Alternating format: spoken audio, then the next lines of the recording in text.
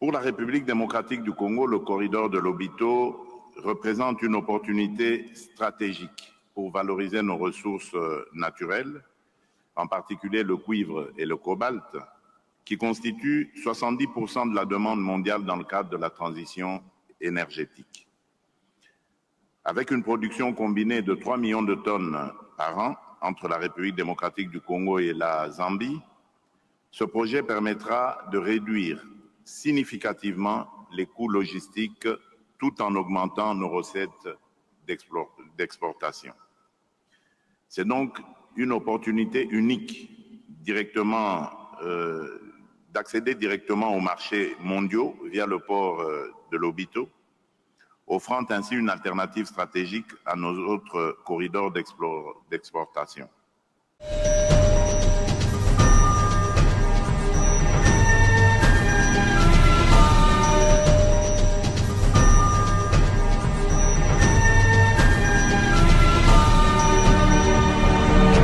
Mesdames et messieurs, merci d'être sur Guel Afrique Média. Nous vous accompagnons justement pour aborder l'actualité, faire les décryptages et essayer un peu de comprendre quels sont les enjeux qui se présentent justement non seulement pour la République démocratique du Congo, mais également pour l'Afrique. Alors, la question sous examen aujourd'hui, mesdames et messieurs, c'est bien sûr cette visite aussi très importante du président américain Joe Biden en Angola, où une réunion multilatérale sera même organisée. Le président de la République démocratique du Congo, Félix Tshisekedi, va prendre part à cette réunion pour discuter justement autour de la mise en place de ces projets qui va permettre à ce qu'un chemin de fer soit directement là pour allier Kolwezi dans le Grand Katanga au corridor de Lobito en Angola. Justement, c'est pour, mesdames et messieurs, essayer un peu d'avoir accès à ces minéraux très prestigieux qui est les cobalt. On va en parler, bien sûr. La République démocratique du Congo, est-ce qu'elle est aussi considérée à sa juste valeur, tenant compte de ce qu'elle représente? On va essayer un peu de comprendre tous ces enjeux. Nous sommes sur ces plateaux, bien sûr, avec Christophe Mouissa, lui qui va donc porter son analyse par rapport à tout ce qui se passe. C'est depuis hier que le président américain Joe Biden séjourne en Angola. Christophe, bonjour. Bonjour, messieurs les journalistes. L'Angola, l'un des pays stratégiques en Afrique, il faut d'abord circonscrire cette visite du président américain. Il est le premier à se déplacer en Afrique depuis depuis le départ de Barack Obama. Il est le dernier président américain à faire une visite en Afrique. Joe Biden vient de le faire, Trump ne l'avait pas fait. Biden aussi, il l'a fait à la fin de son mandat. Comment vous, personnellement, vous trouvez cette visite? Il faut dire que c'est une visite de haute portée diplomatique et stratégique sur le continent, parce que vous savez que les États-Unis, avec leur plan beaucoup plus capitaliste, ils ne font rien pour rien. Donc les Africains se trompent ici que cette visite, effectivement, c'est pour totalement le bien-être des Africains, mais c'est beaucoup plus dans le cadre du capitalisme américain qui vise les intérêts. Et à ce niveau ici, je dois aussi dire que ça apparaît quand même à un moment très important dans la politique américaine où un président est à transition pour céder ou passer le pouvoir à un autre président, et du coup il se déplace en Afrique pour la toute dernière fois, parce que pendant tout au long de son mandat, il n'a pas pu se déplacer en Afrique. Donc il faut dire qu'il y a vraiment un agenda très stratégique. Donc c'est très important, oui, pour le président américain. Oui. Mais aussi, il semblerait qu'il y aurait un tournant qui pourrait, un souffle qui pourrait, un vent qui pourrait souffler en Afrique. Et moi, je me souviens qu'en 1999, justement, quelques années de l'accession de M.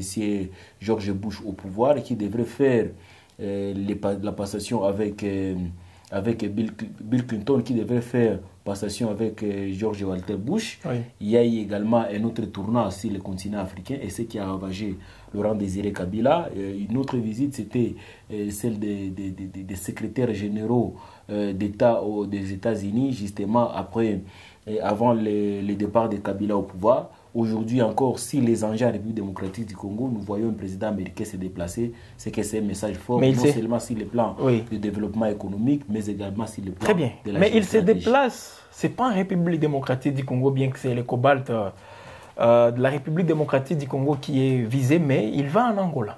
Moi, je parle ici des enjeux sous-régionaux. Vous savez que même lorsque le président Obama s'est retrouvé en Tanzanie, il a effectivement épinglé les sujets ou les enjeux en République démocratique du Congo. Donc, dans tous les cas, en Afrique centrale et dans la région de Grand Lac, le Congo reste au point des actualités sociopolitiques, mais également des enjeux environnementaux. Et ici, se retrouver en Angola, et nous savons que c'est l'Angola qui est en train de faciliter aussi les négociations entre les pays, le Rwanda et la RDC. Oui. Donc c'est un message aussi très fort, surtout que quelques semaines après le départ du président Joe Biden, les deux présidents du Congo et du Rwanda vont se retrouver en Angola. Ça sera justement pour épingler aussi ce qu'a été le briefing de la visite du président Joe Biden pour essayer un peu de donner cette nouvelle offre à ce président s'ils veulent effectivement continuer avec la paix ou embraser effectivement ce nouvel agenda des États-Unis sur le continent. Donc pour moi, le fait d'arriver en Angola ne signifie pas forcément qu'il n'a pas besoin de la RDC,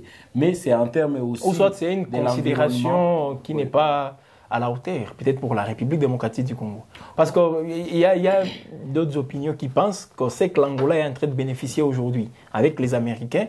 Normalement, ça devrait passer par la République démocratique du Congo. Non, je ne suis pas de cet avis. Vous savez, l'Angola, contrairement à la RDC, l'Angola, c'était un pays acquis beaucoup plus aux communistes. C'était un pays qui avait à vocation communiste avec une véritable proximité avec la Russie. Et aujourd'hui, le fait de renverser la tendance... Mais la donne a changé avec Lorenzo. Effectivement, non seulement Lorenzo, mais depuis la période de Dos Santos, parce que Dos Santos qui était beaucoup plus soutenu par les Russes, et que les communistes. Et que Savimbi était soutenu par les capitalistes américains avec Mobutu qui était un grand soutien.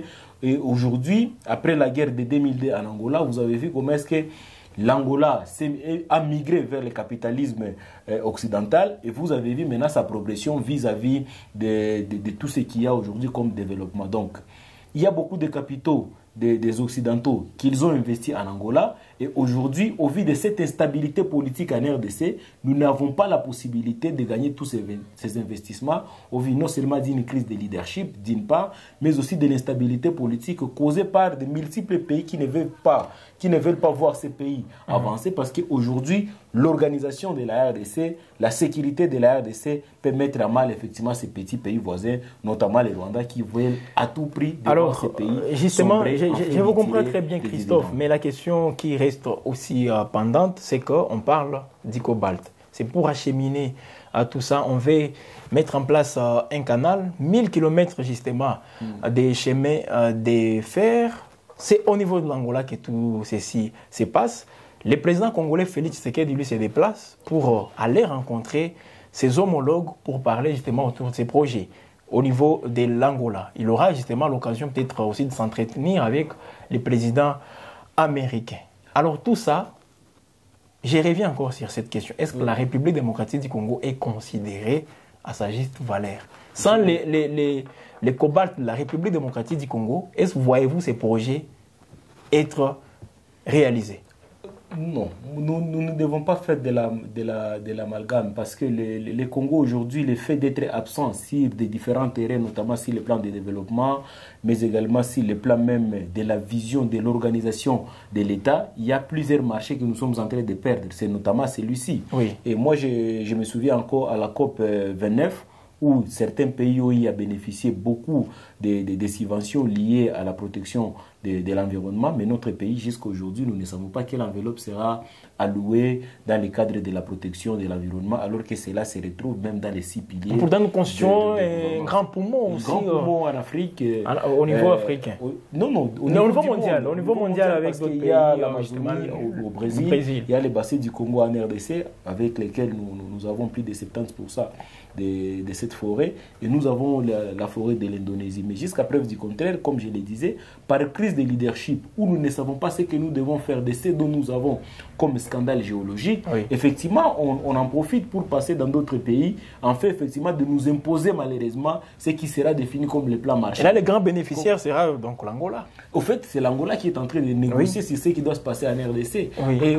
Et l'Angola use aussi de cette prérogative qu'ils ont aujourd'hui avec l'Union africaine de vouloir faciliter la crise en République démocratique du Congo, raison pour laquelle moi je me dis, nous sommes beaucoup plus absents à ce qui concerne des projets de développement. Pourquoi? Parce qu'on ne peut jamais venir développer un pays qui est en crise de leadership, premièrement, mais aussi en instabilité politique et sécuritaire. Donc avec ça, il ne faut même pas espérer. Tant qu'on a cette crise de leadership, malgré toutes les bonnes intentions, la réalisation, ou disons les concrets, ne peut être visible. Avec en tout cas, moi, je suis très clair. Mauvais leadership. Je suis très clair parce que nous sommes ici. Même vous ne pouvez jamais aller investir là où ça brûle. Justement. Je ne vois pas vraiment des organisations sérieuses qui peuvent venir investir dans un pays où nous avons une crise d'abord institutionnelle. Ça c'est la première des choses. Bon. Il y a beaucoup de cas de détournement que nous sommes en train d'enregistrer. Ça ne nous empêche pas d'aller toquer pour chercher les investisseurs. Non, même si vous allez toquer. Les climats des affaires en République démocratique du Congo est assaini. Mais ils l'ont déjà fait. D'autres nous ont dit ici que la guerre dans notre pays se retrouve à plus de 2000 km. D'autres développent des discours pour voir comment est-ce qu'on peut effectivement appeler les investisseurs. Mais les investisseurs, on ne les appelle pas, on les attire.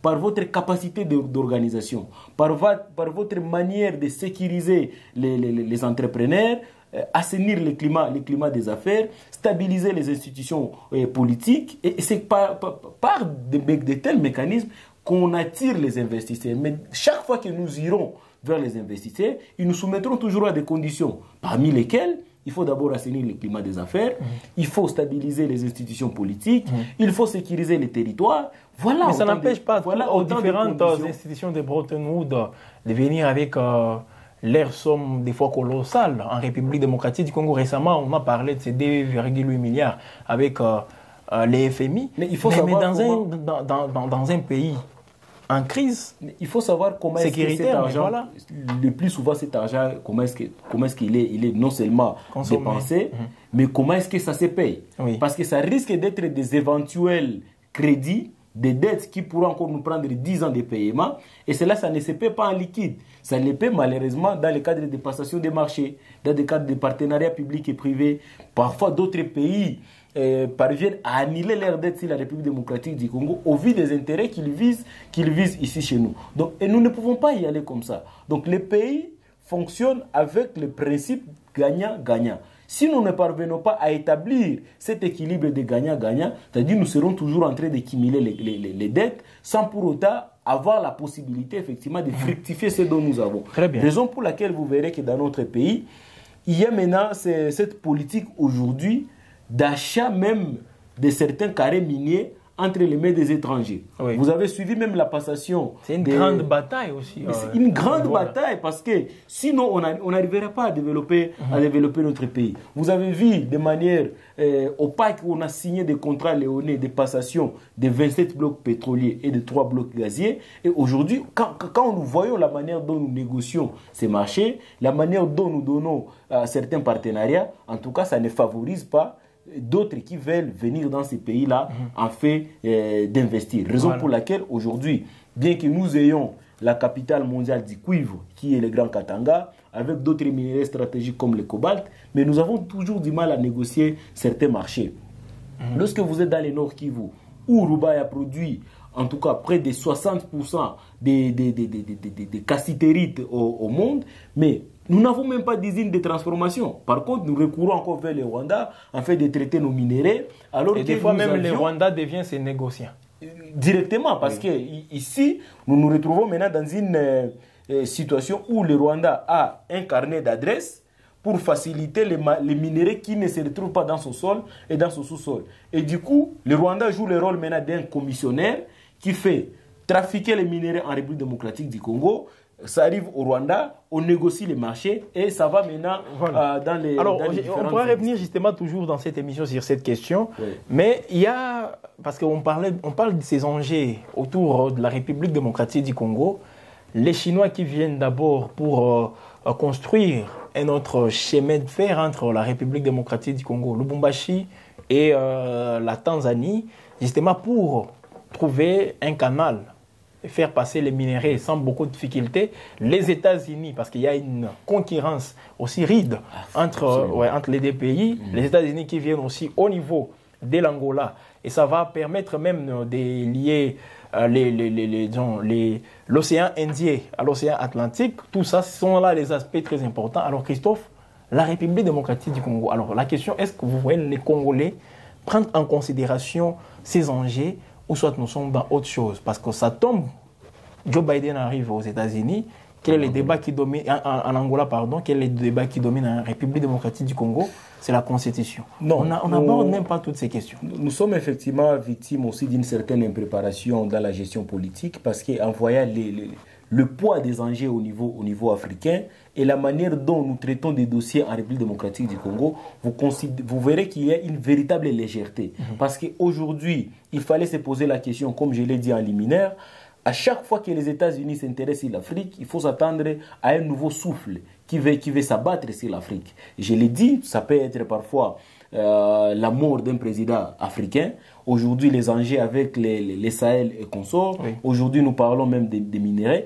Et le plus grand absent ici, non seulement c'est la République démocratique du Congo, mais aussi ce sont des pays africains. Parce que nous nous retrouvons dans ce qu'on appelle la zone de libre-échange économique africaine, la ZLECAf, mais nous allons encore recommander de l'argent auprès des institutions de Bretton Woods. Alors que les Africains, à travers la BAD, nous devrions avoir une caisse à nous-mêmes, oui, une banque à nous-mêmes, qui nous permettrait effectivement de développer les plans directeurs de développement de l'Afrique pour effectivement arriver à cette concurrence entre l'Union européenne, l'Union africaine et la Chine et la Russie. Comme vous l'aviez dit, il y a une véritable concurrence. Aujourd'hui, la Chine, avec sa progression économique, qui a son grand marché en Afrique, les États-Unis qui, un tout petit peu, voulaient aussi perdre son prestige sur l'Afrique, qui aujourd'hui continue à se ressaisir. Ils veulent maintenir à travers effectivement de telles visites. Aujourd'hui, l'Union européenne qui n'a plus sa mainmise sur la totalité des pays du Sahel, notamment les Niger, les Mali, le Burkina Faso, le Tchad, et peut-être d'autres pays qui, oui, j'ai suivi même le président tchadien qui est en train de rompre ses relations militaires avec la France. Oui. Donc c'est un prestige qui est en train d'être perdu par ces pays-là. Et ne pensez-vous pas qu'ils ne sont pas en train de réfléchir sur de nouvelles stratégies donc il y aura, vous craignez à ce qu'il y ait des nouveaux maîtres? De nouveaux maîtres, oui, oui. Mais aussi l'Afrique sera toujours considérée comme un champ d'exploitation, oui, sur les Africains, mais qui ne se rendent même pas malheureusement compte qu'ils sont aujourd'hui la risée de toutes les grandes puissances. Parce que la progression même militaire de la Russie, avec son influence sur le continent, avec leur groupe d'experts qu'on appelle de Wagner, pour certains conflits en Afrique, pour venir protéger même certains chefs sans oublier qu'il y a un autre bloc qui est en train de se former, qu'on appelle les BRICS. Ces BRICS ne viennent pas non plus pour faire de la blague. Donc c'est un véritable combat, mais à nous les Africains, à nous les Congolais de nous poser la question, où est-ce que nous appartenons? Imaginez que ce soit les États-Unis qui investissent par exemple dans la construction des chemins de fer. Maintenant, nous n'aurons que des petits pourcentages des dividendes qui nous reviennent. Parce qu'on n'aura pas la totalité des 100%. Tellement qu'on n'a pas le cobalt. C'est nous qui devions être en première place. Lorsque vous êtes en Angola ou la Chine, au niveau de la Zambie, où c'est la Chine qui construit un chemin de fer quittant la RDC vers la Tanzanie, mais il faut se poser la question, combien nous avons investi? Aujourd'hui, si je peux revenir par exemple dans l'aviation, où nous avons encore signé un contrat de leasing avec Ethiopian, mais depuis que notre avion est arrivé, parce qu'on dit que c'est une société congolaise qui est en partenariat avec les Éthiopiens, mais vous verrez que la majorité, presque 70% du personnel, c'est géré par les Éthiopiens. En dehors de ces 51% des revenus qui devra être dans les caisses du Congo, et les 49%... C'est un problème. Mais je vous dis pour la précision, jusqu'aujourd'hui, cet avion n'a même pas le numéro d'immatriculation. Alors que c'est un avion déjà en République démocratique du Congo, mais difficile de lui donner le numéro d'immatriculation. Est-ce que ça c'est normal? Comment, même les Éthiopiens eux-mêmes, parce qu'à l'époque nous étions même en contrat de leasing avec Kenya Airways, que nous avions réussi à rompre. Donc c'est difficile aujourd'hui, le climat des affaires, et les Congolais sont malheureusement déconnectés pour des sujets importants, on plonge dans une diversion. On a comme l'impression comme si c'est une malédiction, jusqu'au point où le président de la République lui-même fait recours au miracle. Non, ce n'est pas une malédiction, c'est une impréparation, c'est une inconscience. Là, il nous faut un miracle. Il n'y a pas question de miracle, c'est une question de se prendre en charge.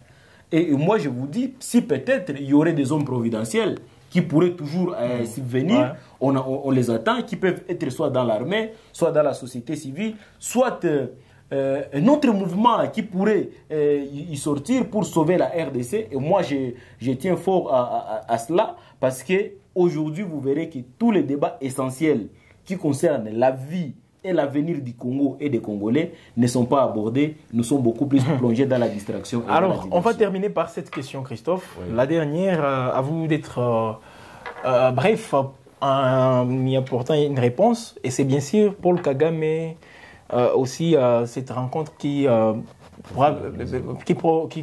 profile déjà à l'horizon entre le président de la République et Paul Kagame. Doit-on vers maintenant la fin de cette nébuleuse question dans l'Est de la République démocratique du Congo? Non, moi je suis très dubitatif. Kagame est de très mauvaise foi et il faut les traiter comme tels. Donc au-delà de toute l'hospitalité que le président Tshisekedi avait déjà manifestée depuis 2019, moi je pense que l'homme le plus reconnaissant de tous devrait être Kagame. Mais déjà qu'il a déjà prouvé sa mauvaise foi, il faut qu'on les traite comme tels. Aujourd'hui, le président de la République qui avait juré d'ailleurs à l'époque qu'il ne se rencontrerait qu'avec Kagame qu'au ciel, mais par rapport aux enjeux diplomatiques, il sera malheureusement obligé de lui raconter. Et dans cette guerre, c'est Kagame qui est beaucoup plus le plus grand bénéficiaire. Il a déjà obtenu le plan de neutralisation de FDLR, alors qu'il est au détriment des retraits. Au lieu du retrait, comme ça devrait, comme les entendaient les Congolais. Et moi, je pense qu'aujourd'hui, la seule voix que Kagame pourrait écouter, c'est la voix de la guerre. Et le président Tshisekedi, pendant sa campagne, avait dit il faut qu'on lui fasse la guerre. Très bien. Donc, si nous ne parvenons pas à faire la guerre à Kagame, il ne reculera pas. Il va continuer à multiplier des stratagèmes pour contourner la véritable attention des Congolais et l'amener vers ses intérêts. Et là, il est en train de réussir parce que, au-delà de cette question soi-disant des FDLR, on en ajoute aujourd'hui de nouvelles rencontres avec le président de la République Tshisekedi et on se dit, mais nous allons jusqu'où? La crise humanitaire qui continue à se détériorer, l'occupation de nos territoires continue effectivement à se faire. Pas plus tard qu'aujourd'hui, il y a encore des rides affrontements entre les FARDC et les M23. Et vous avez malheureusement suivi le ministre des Affaires étrangères rwandais qui vous dit clairement que la question des M23, c'est une question que le gouvernement congolais doit discuter avec ces gens-là. C'est-à-dire pour eux... Et il conditionne indirectement les retraits des troupes rwandaises par les dialogues entre mais également la menace. Ils considèrent cette menace des FDLR comme étant toujours permanente. Tant que la menace sera là, on aura toujours les troupes rwandaises au Congo. Donc voilà. Ce qui veut dire absolument que nous ne pouvons rien entendre de ce qui proviendra merci beaucoup, Christophe. Entre la rencontre de ces deux présidents. Il faut encore se mentir mutuellement et nous n'aurons que nos yeux peut-être pour plairer et continuer encore à dénoncer à des médias. Mais le président de la République, c'est à lui que revient la dernière décision. Nous avons déjà échoué à imposer le respect des cessez-le-feu au Rwanda. Nous avons déjà échoué à demander des sanctions contre le Rwanda. Et malheureusement, nous sommes encore en train d'échouer, même militairement, à les déloger de nos territoires. Très bien. Voilà, mesdames et messieurs, Christophe Mouissa avec nous sur ces plateaux. Si vous avez aimé et si vous voulez encore recevoir, ou comprendre toutes ces analyses, c'est à vous tout simplement de vous abonner plutôt sur notre chaîne YouTube en activant tout de même la cloche de notification. Là, vous pouvez être édifié de temps à temps, mesdames et messieurs, parce que vous le méritez. Nous, c'est Guel Afrique. Nous vous remercions de nous avoir suivis. Prochainement, on va se retrouver pour d'autres actualités, d'autres analyses sur la chaîne panafricaine.